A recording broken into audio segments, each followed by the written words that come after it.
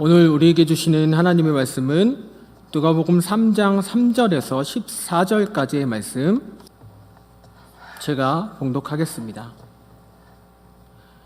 요한이 요단강 부근 각처에 와서 죄사함을 받게 하는 회개의 세례를 전파하니, 선지자 이사야의 책에 쓴 바 광야에서 외치는 자의 소리가 있어 이르되, 너희는 주의 길을 준비하라. 그의 오실 길을 곧게 하라. 모든 골짜기가 메워지고 모든 산과 작은 산이 낮아지고 굽은 것이 곧아지고 험한 길이 평탄하여질 것이요 모든 육체가 하나님의 구원하심을 보리라 함과 같으니라. 요한이 세례받으러 나오는 무리에게 이르되, 독사의 자식들아, 누가 너희에게 일러 장차 올 진노를 피하라 하더냐. 그러므로 회개에 합당한 열매를 맺고 속으로 아브라함이 우리 조상이라 말하지 말라. 내가 너희에게 이르노니 하나님이 능히 이 돌들로도 아브라함의 자손이 되게 하시리라. 이미 도끼가 나무 뿌리에 놓였으니 좋은 열매 맺지 아니하는 나무마다 찍혀 불에 던져지리라. 무리가 물어 이르되, 그러면 우리가 무엇을 하리이까?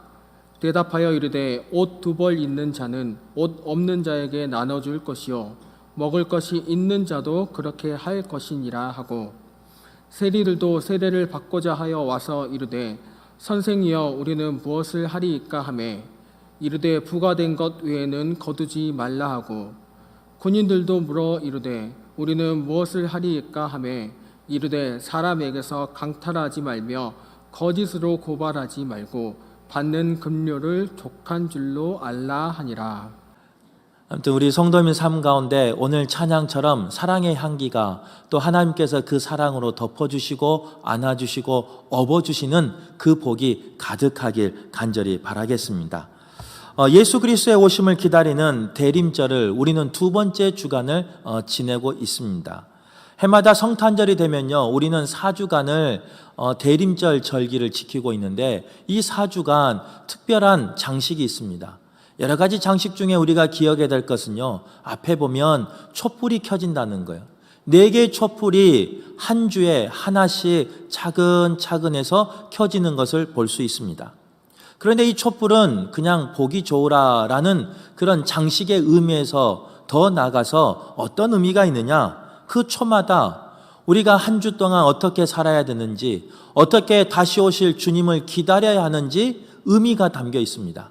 첫 번째 초가 켜졌던 저번 주는요, 기다림과 소망의 초가 켜졌어요. 그래서 다시 오실 주님을 기다리며 소망하며 한 주간을 보내기를 원하는 마음으로 첫 번째 초가 켜졌고요. 2번째 초는 회개의 초가 오늘 켜졌습니다. 1년 동안 살아가면서 내 삶을 돌아보고 주님 앞에 겸손하게 고백하고 용서를 구하는 그 회개의 초가 켜졌다는 거예요.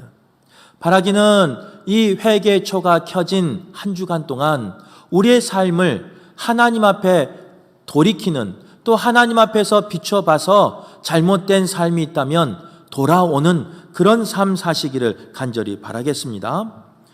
우리가 이 땅에 오신 예수님을 기다리면서 그러면 어떤 회개의 모습을 보여야 할까? 오늘 말씀을 중심으로 나누도록 하겠습니다. 첫 번째로 우리가 기억해야 될 것은요, 주의 길을 준비해야 된다라는 겁니다. 오늘 본문에 기록된 세례 요한이 살았던, 활동했던 그 시대는 역사적으로, 정치적으로, 종교적으로 혼란과 또 혼탁과 부패와 혼돈의 시대에 놓여 있었습니다. 이스라엘 백성을 향해서 그런 혼탁의 시대에 살고 있었던 그 백성을 향해서 세례 요한은 회개할 것을 선포하고 있는 것을 볼 수 있습니다. 특별히 오늘 읽었던 본문 4절에서 6절의 말씀은요, 이사야서 40장 3절에서 5절의 말씀을 인용한 말씀이에요. 이사야가 바벨론 포로를 청산하고 유대 땅으로 귀환할 그 이스라엘 백성을 애언하면서 쓴 말씀입니다. 그때 그들에게 임하실 이스라엘의 참 왕이신 여호와 하나님의 길을 예비하라라는 그런 말씀이라는 거예요. 고대 왕들이 지역을 떠나 한 지역을 순시하게 되면요, 먼저 선발대를 보냈습니다. 순시할 때 인력보다 더 많은 선발대를 보내서 그 왕이 걸어갈 길을 준비했습니다. 또 그 왕이 걸어갈 마차 길을 정비했습니다.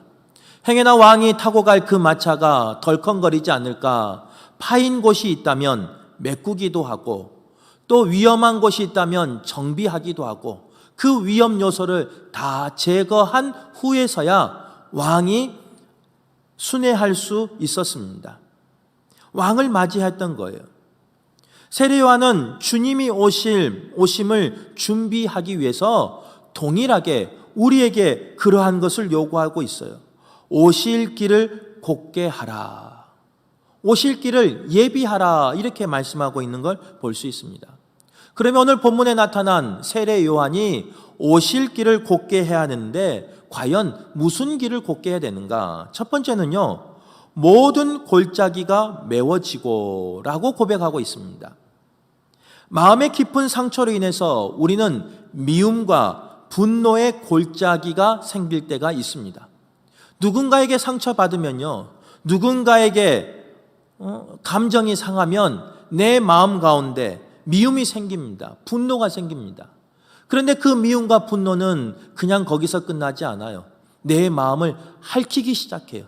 내 마음을 파헤치기 시작해요. 결국 그 마음의 상처가 골짜기가 되어버릴 때가 있습니다. 내 마음이 울퉁불퉁해서 도저히 걸어갈 수 없는 그런 울퉁불퉁한 길이 될 때도 있다는 거예요.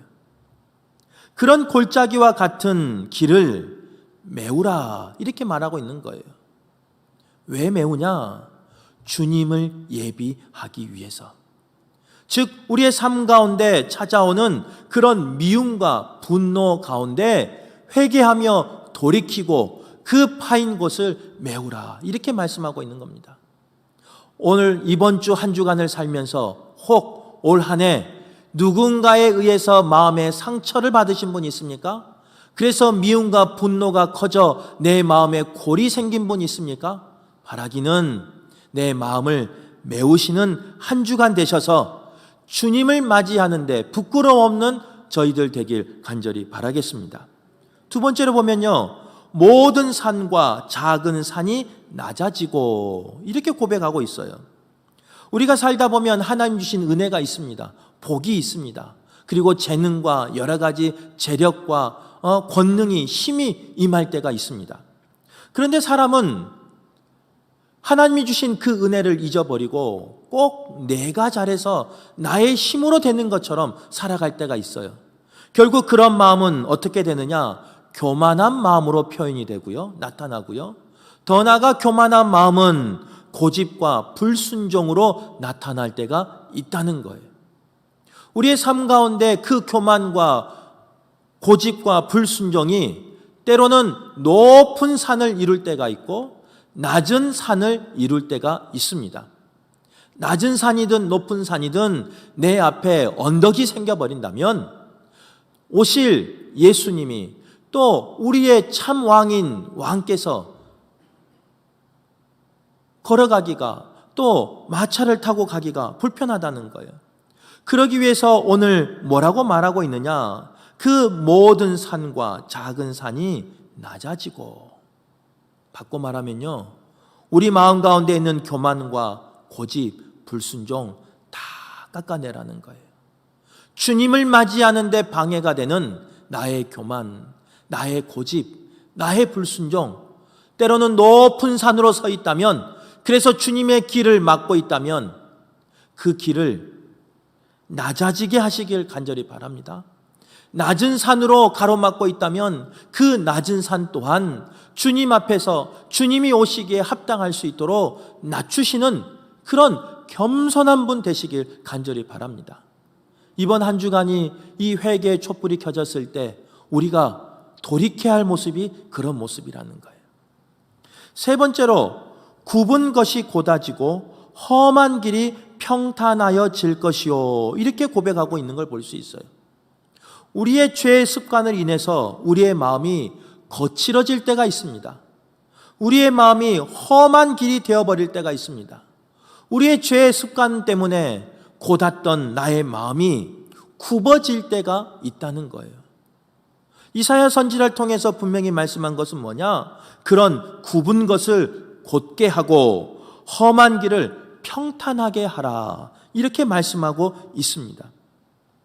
예수님께서 오실 때 방해되는 이 모든 것, 미움이나 분노나 교만이나 고집이나 불순종, 더 나아가서 죄의 습관으로 얼룩져진 그 모든 나의 모습을 회개함으로 회복하고 회개함으로 곧게 하셔서 주님이 오시는 그 길을 예비하셔서 승리하는 저와 여러분 되시길 간절히 바라겠습니다.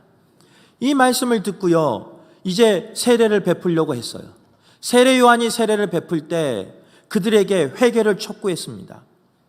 그러면서 그들에게 요구한 것이 뭐냐? 회개에 합당한 열매를 맺으라, 이렇게 말씀하고 있는 걸 볼 수 있어요. 여기서 합당하다라는 말은요, 회개하였다는 증거로 나타낼 수 있는 그에 상응하는 결과를 이야기합니다. 더 쉽게 말하면 회개에 합당한 열매라는 것은 입술로만 회개하는 것이 아니에요. 그에 합당한 삶의 변화가 있는 것이고 그에 합당한 삶의 전환이 있는 것이 회개에 합당한 열매라는 거예요. 마음의 회개뿐만 아니라 외적으로 구체적인 모습으로 회개의 모습이 나타나야 함을 말씀하고 있는 겁니다. 한 주간 회개할 수 있기를 바라요. 그런데 입술의 회개에서만 끝나는 것이 아니라 내 삶 가운데 회개에 합당한 열매로 승리하는 우리 성도들 되길 간절히 바라겠습니다. 오늘 본문 11절에서 14절 말씀을 보면요, 어떻게 하면 그 회개에 합당한 열매를 맺을 수 있을까? 세 부류의 사람들이 물어봅니다. 첫 번째는요, 그 말씀을 들은 무리가 세례 요한에게 나와서요, 우리도 회개에 합당한 열매를 맺기를 원하는데 어떻게 하면 우리도 회개에 합당한 열매를 맺을 수 있습니까? 묻습니다. 그런 물음에 세례 요한은 뭐라고 답하느냐? 그 무리에게 너희가 두 벌의 옷을 가지고 있다면 한 벌을 나누어 주어라. 음식 또한 너희가 먹을 것이 충분하다면 나누어 주어라. 이렇게 말하고 있는 걸 볼 수 있어요. 당시 이스라엘 백성은 로마의 수탈과 종교 지도자의 착취 때문에 가난한 삶을 살고 있었습니다. 역사가들은 당시 서민 중에 하루에 두 끼만 먹어도 풍요로운 사람으로 분류한 것을 볼 수 있어요. 그만큼 힘든 삶을 살고 있었어요. 그런데 종교의 지도자인 또 하나님을 믿었던 유대인들은요, 레위기 19장 17절 말씀, 이웃 사랑하기를 내 몸같이 하라라는 그 말씀을 알고 있는 그들임에도 불구하고 그들은 자신의 이기심만, 자신의 욕심만 채웠다는 거예요. 말씀은 알았는데, 말씀은 선포하였는데 그들 삶 가운데서는 그 말씀대로 살아가는 모습이 없었다는 거예요. 이웃을 돌아보지 아니하고 자기 것만 챙기는, 그래서 결국 회개의 첫 열매는 무엇이냐? 이기심을 버리고 하나님의 뜻을 따라 가난한 자들과 나누라라는 말씀이라는 거예요. 이기적인 삶이 아닌 이타적인 삶을 사는 저와 여러분 되시길 간절히 바라겠습니다. 이타적인 삶이 쉬울까요? 어려워요. 여러분, 옷 두 벌 있다고 한 벌 주는 게 쉬울 것 같습니까? 남의 이야기고요, 성경에 기록되니까 그렇게 살아라 우리가 말하는 거예요.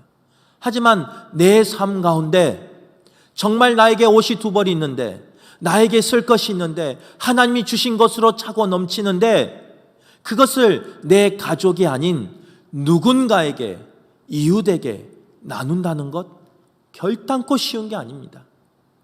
하지만 하나님은 대림절을 보내고 있는 우리에게 분명히 말씀하고 계셔요. 이기적인 삶이 아니라 이웃을 위한 이타적인 삶을 살아라. 바라기는 우리의 삶이 이런 이타적인 삶 되셔서 이번 주를 통하여 우리의 삶이 변화되는 그런 삶이 있기를 간절히 바라겠습니다. 또한 세례 요한은요, 세리가 찾아왔어요. 그리고 그 세리가 세례 요한에게 물어봅니다. 우리는 어떻게 하면 회개에 합당한 열매를 맺을 수 있습니까? 라고 묻습니다. 그랬더니 세례 요한이 이렇게 말해요. 부과된 것 외에는 거두지 말라. 당시 로마는 식민지에서 각종 세금을 수탈해 갔습니다. 그런데 그 세금을 거둘 때 세리를 세웠는데요, 로마 사람들이 세리의 역할을 감당하지 않아요. 그 지역을 잘 알고 있는, 그 민족을 잘 알고 있는, 그 동네를 잘 알고 있는 동족에게서 세리를 뽑은 것을 볼 수 있어요. 그런데 그 세리들은 어떻게 하였느냐? 세금에서 끝나는 것이 아니라, 정해진 세금에서 끝나는 것이 아니라 자신의 몫을 챙겼다는 거예요. 일하는 대가를 챙겼다는 거예요. 그것까지는 문제가 아니죠. 일했으니까 당연히 챙겨야죠. 그런데 정해진 이상 자기 것을 챙긴 것을 볼 수 있습니다. 더 많은 세금을 수탈해서 자기의 욕심을 차리는 것을 볼 수 있어요. 요한은 그런 그들에게 탐심과 탐욕을 버리라. 탐심과 탐욕의 자리에서 너의 삶을 돌이키라. 너는 그 탐심과 탐욕에서 공정하게 징수할 수 있는 회개의 자리로 나오라. 이렇게 말씀하고 있는 걸 볼 수 있습니다. 우리 모두가 가지고 있는 죄된 모습 중에 하나가 바로 탐욕이라는 거예요. 탐심이라는 거예요.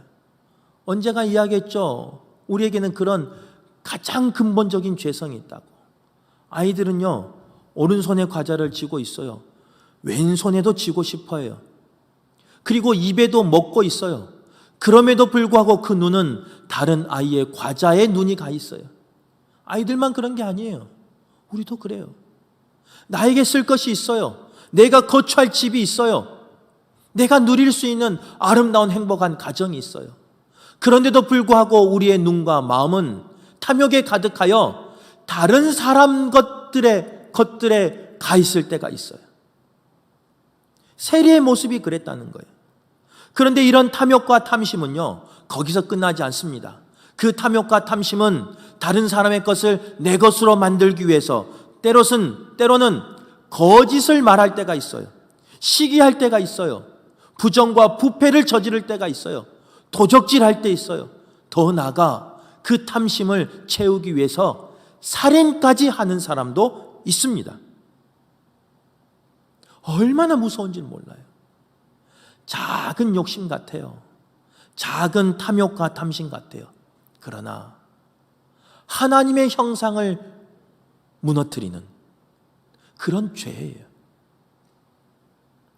아직까지 이런 탐심과 탐욕을 버리지 못한 우리의 모습이 있다면 회개의 촛불이 켜진 이 대림절 두 번째 주간에 모든 탐욕과 탐심을 내려놓고 이웃을 위해서 살아가는 선한 사마리아인과 같은 삶 사시길 간절히 바라겠습니다. 세 번째로 요한에게 군인들이 찾아옵니다. 그리고 군인들이 물어봅니다. 우리도 회개에 합당한 열매를 맺고 싶은데 어떻게 살아야 합니까? 그랬더니 그 군인에게 이 세례 요한이 말하는 거예요. 강탈하지 말며 거짓으로 고발하지 말고 받은 급료에 족하라. 본문에서 말하는 군인은 로마 군인일 수도 있습니다. 그러나 본문에서 말하는 군인은 유대 사회 질서를 지키는 유대 군인일 확률이 더 많아요. 그런데 그들에게 로마 군인으로부터 권세를 부여받았습니다. 지역을 다스릴 수 있는 힘을 부여받았습니다. 그런데 그들은요, 자기에게 주어진 그 권위와 권세를 가지고 선용하는 삶이 아니라 악용하는 삶을 살았다는 거예요.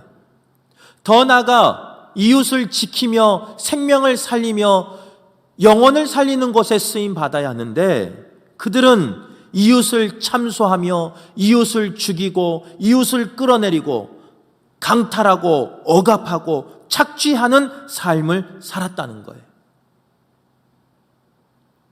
이웃을 위해 사랑을 베풀어야 하는데, 그리고 자신에게 주어진 그 직무에 책임감을 다해야 하는데, 그 주어진 권력을 가지고 힘을 가지고 책임감을 다하는 것이 아니라, 사랑을 나누는 것이 아니라 강탈하며 억압하며 착취하는 삶을 살았다는 거예요.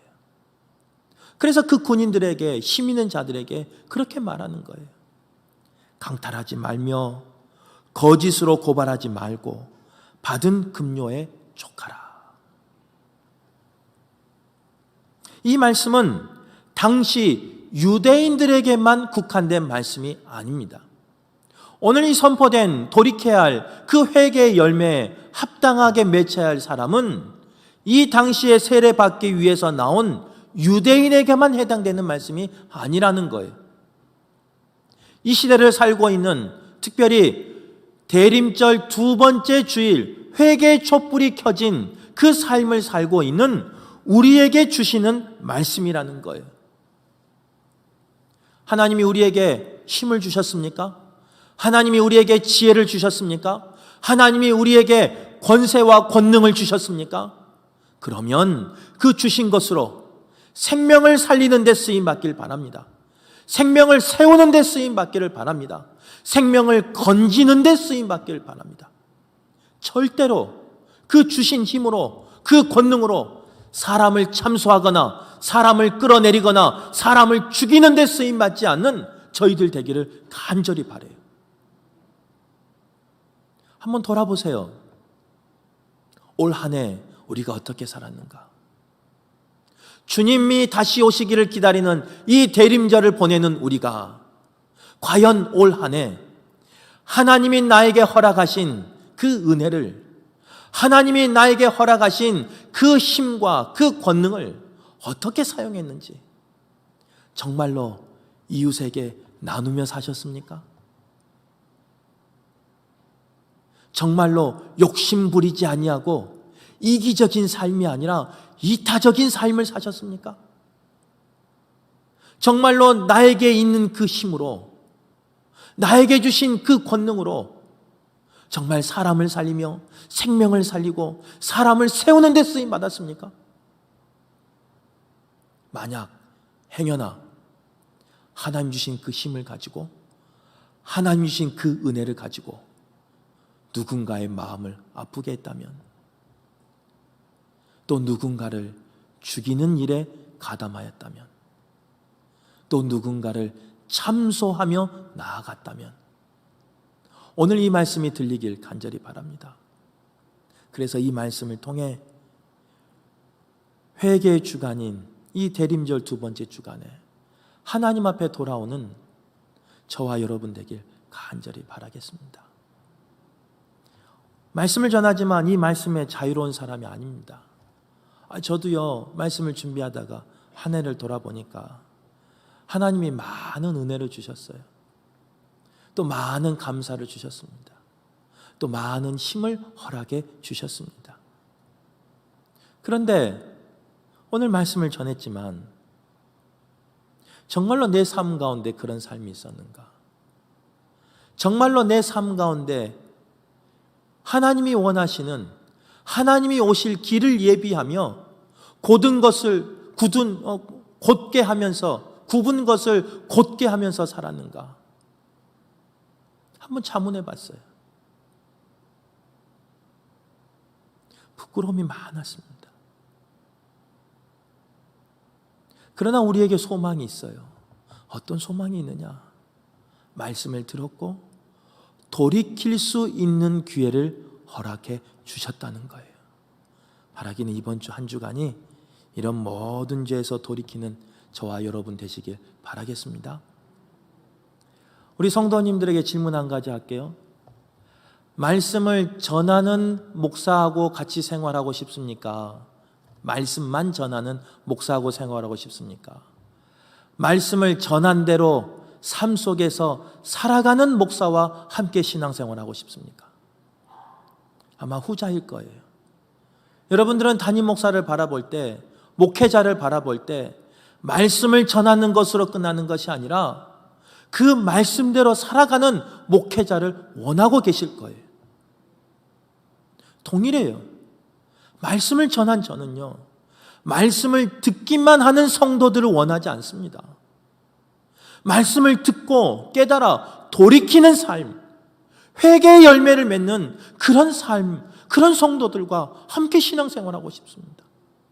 아마 그것은요, 주님의 바람일 거예요. 목사를 향한, 성도를 향한 주님의 바람일 거예요. 그래서 오늘 이 말씀을 우리에게 주신 줄 믿습니다. 오늘 말씀 들었으니까요, 저도 말씀대로 살려고 노력할 거예요.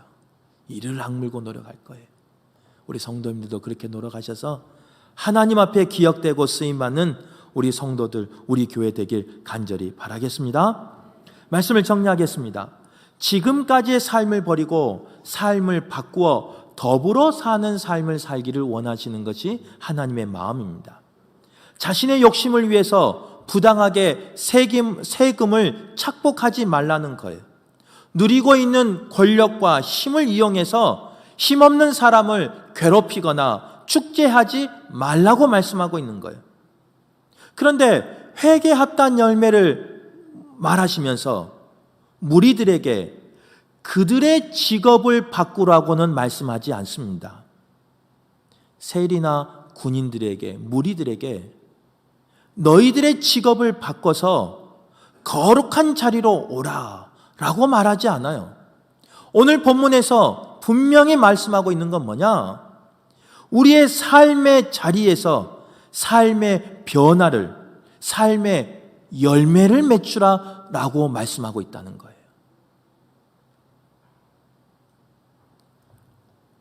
바라기는 내가 하나님 앞에 온전히 서지 못하니까 직업을 바꿔야 되겠다.